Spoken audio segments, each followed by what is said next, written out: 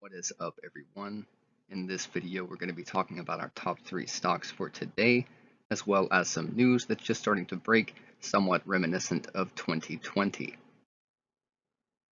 So boom, there you have it. Over the last few days, we've been seeing a lot of news just like this, and the Omicron subvariant BA2 is hitting areas like Shanghai and China pretty hard.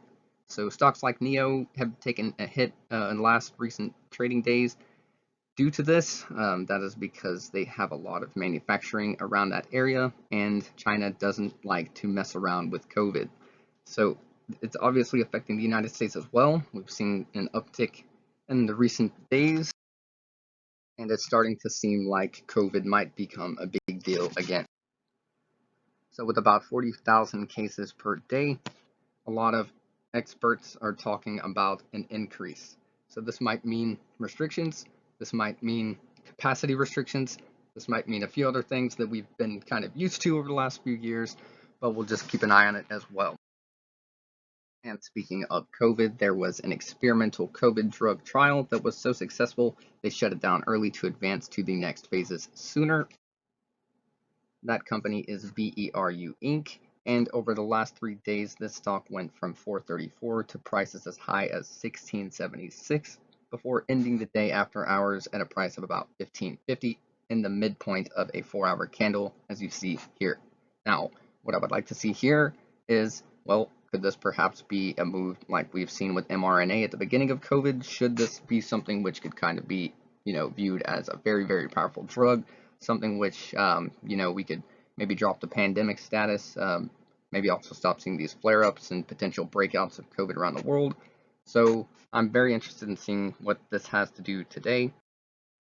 So since we are running on a very major catalyst, it is a shortened weekend, there perhaps will be a lot of FOMO behind this stock. So therefore, I would definitely say there are short squeeze characteristics, not to mention the fact that we see short interest change of plus about 50%, which is pretty insane considering that this is a risky move for short positions to be holding over a short weekend, especially if we see any price action to the upside in pre-market. So I would like to note right here that there are some pretty lofty price targets being declared by places like Oppenheimer. Now I will say that on a short weekend with a setup like you see here, this news might be in favor of some more upside potential, perhaps to the 1805, maybe even beyond that area if we keep going in this direction. Now I would like to mention that we do see stronger support in the 1412 range, and if that were to fall, I would look to the 1239 range next to look for some stronger support to bounce if things don't go in our favor pre-market. Now, I would like to mention as well that the closing price of about $15.50 is a pretty good range to be in because we're kind of right there in the middle of what I would like to view as my first price target with this kind of activity that we see over the last few days, and a support region of about 1412 for the lower end of this move. And next we have SBFM. Sunshine Biopharma Inc. is worth about $40 million as of close yesterday in terms of its market cap, and has a low float of about 6.57 million shares. Now, I'm very interested in this company right now because at first glance it does look like a pump and dump, but after having given back so much of the gains that we had seen with this company over the last week or so, the news is still quite relevant and very important in my opinion, because this company right here is using some major technology innovation using mRNA technology for cancer treatment, and this could be seen somewhat as a cancer vaccine. Some people have talked about this in that respect before, and people have spoken about using mRNA technology to treat things like mutable diseases. Now, I'm very interested here. The areas that I'm going to be watching for this one are a good solid test of that 510 region. Now, if I don't see this during pre-market or closer to the bell, I am not going to be very interested in this because if we test that as some sort of resistance, I think we could possibly go down a little bit more. I'm thinking this setup, this type of news, the fact that it just gave back a lot of those gains, and it's looking to be in somewhat of a region of support that it had seen in its first bull flag, we could see a pretty good rebound and some more FOMO with this company leading into today. One of the few drawbacks that I have on this setup right here is the fact that there was a negative 31% change in short interest, which is a return of about 1.75 million shares. Now, I do think, though, that this could be short sellers anticipating a move today due to the fact that it is a short weekend. This is a low float, and we're kind of seeing a nice little consolidation in this area right here.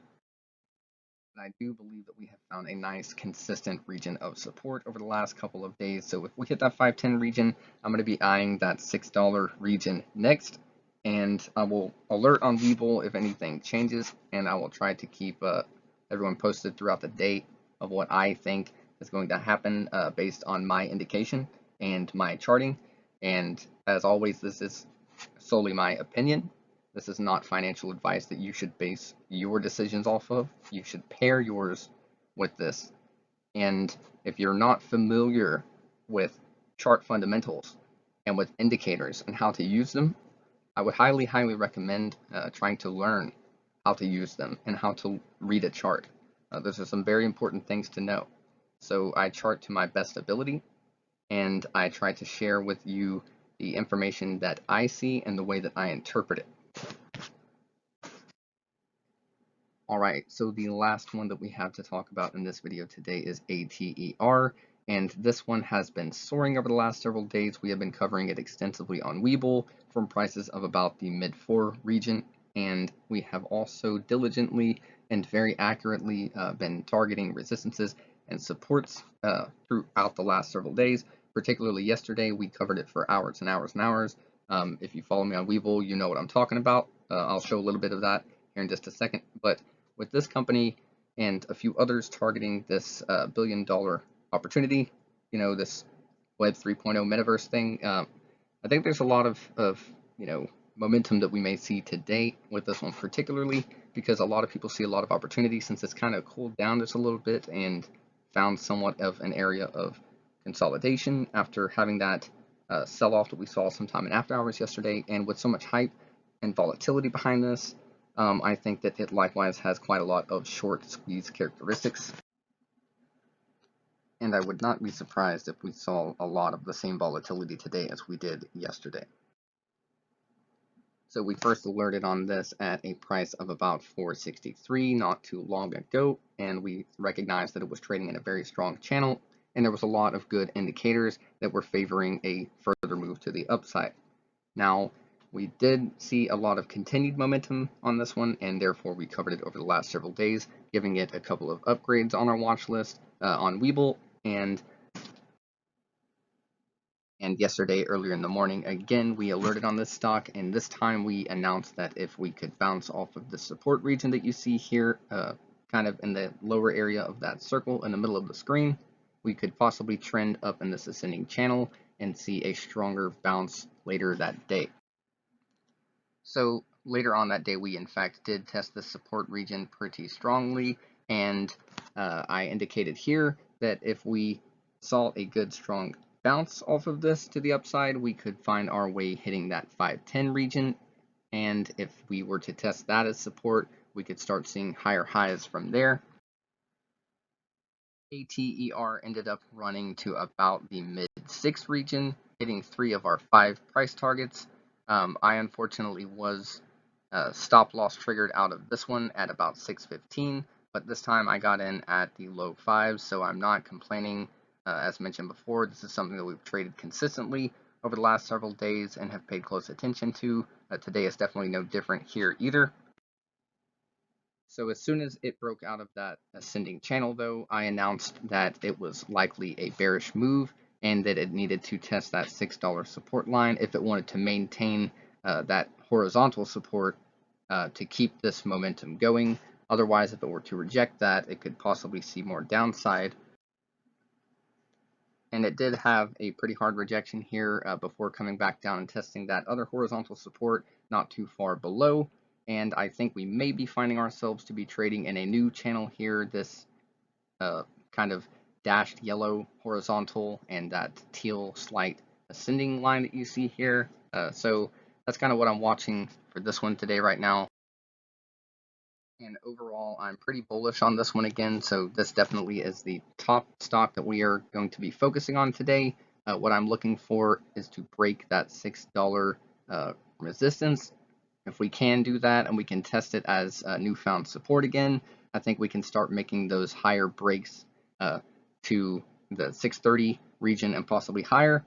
However, we do have to get there first, so I think the first stop is going to be testing a support region around that 510, 512 range. If we can ride that pre-market and prove that we have some strong support underneath all of this, I think we can keep that momentum going and see some short positions get liquidated today.